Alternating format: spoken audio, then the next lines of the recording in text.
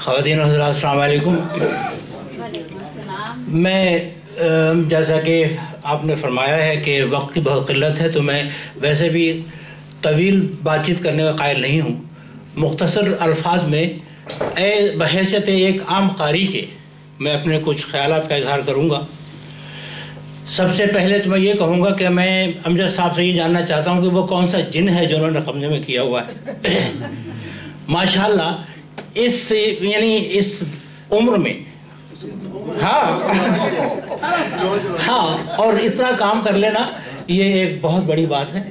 میں ان کا بہت مداح ہوں اور میں ان کی کہانیاں قلمی عمر 12 سال ہے. قلمی عمر 12 سال ہے. ہاں یہ بھی کمال کی بات ہے.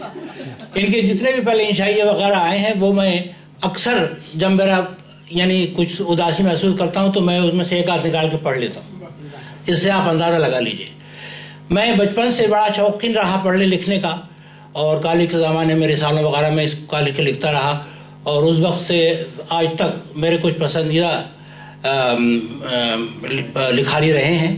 ان میں سے پریم چند، منٹو، جیسے کہ امجد جی نے فرمایا ہے کہ اس کا نام منسوخ کیا ہے انہوں نے، منٹو تھے. اور انڈیا کی واحدہ تبسم تھی اور ایک اور صاحب تھے جو وہی وہانوی کے نام سے لکھتے تھے. اچھا، وہ بھی پڑھتے رہا. وہ بھی پڑھتا رہا. اس کے علاوہ انگلش کے ایک رائٹر تھے جنہوں نے لکھی تھی کتاب لیڈی چیٹرلیز لوا. تو آپ کی جو کہانیاں ہیں وہ تو وہی وہانوی کا ذکر کر کے آپ نے بتا دیا کہ آپ کا ذوق کیا ہے. وہ پڑھنے میں آیا تو وہاں جو کہنے کی بات یہ ہے کہ بہت سارے ماشاءاللہ لندن میں لکھ رہے ہیں. بہت سارے اچھے لکھنے والے ہیں.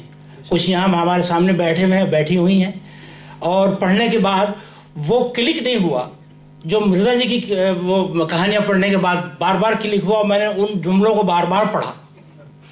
اس کے بہت مستحق ہیں اور میں ان کو مبارکباد دیتا ہوں.